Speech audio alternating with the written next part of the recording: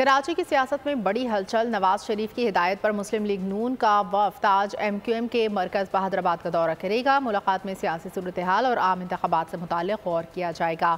لیگی وفد کی M Q M کے ساتھ انتخابی اتحاد سے متعلق دوسری نشست ہوگی۔ نون لیگ کے رہنما فنکشنل لیگ کے ساتھ بھی بیٹھک لگائیں گے۔ ایم کیو ایم رہنما امین الحق نے پروگرام اب پتہ چلا میں گفتگو کرتے ہوئے کہا کہ ایم کیو ایم کوئی الائنس کرنے نہیں جا رہی۔ ایم کیو ایم نے ہمیشہ پتنگ کے نشان پر ہی الیکشن لڑا، نون لیگ اپنے انتخابی نشان پر الیکشن لڑے گی۔ سوال آپ نے پوچھے کہ کیا ہم کوئی الائنس کرنے جا رہے ہیں؟ میرا خیال ہے کہ الائنس کرنے نہیں جا رہے۔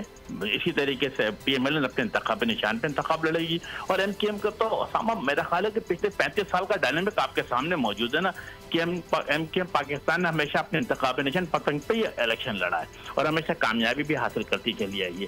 ایم کیو ایم پاکستان کی خواہش ہے، ایم کیو ایم پاکستان نے چاہتی ہے کہ تمام سیاسی پارٹیوں کے ساتھ مل کر کے ان معاملات کو آگے بڑھایا جائے، اور ہمیشہ ایم کیو ایم نے جب فرنٹ سے لیڈ کیا ہے ہمیشہ کامیابی حاصل کی۔ سندھ کے اندر پچھلے 15 سال سے جو پاکستان پیپلز پارٹی کے کرپٹ نااہل بیس حکومت نے حکمرانی کی ہے، اب ایک anti Peoples Party sentiment Sindh میں پایا جاتا ہے۔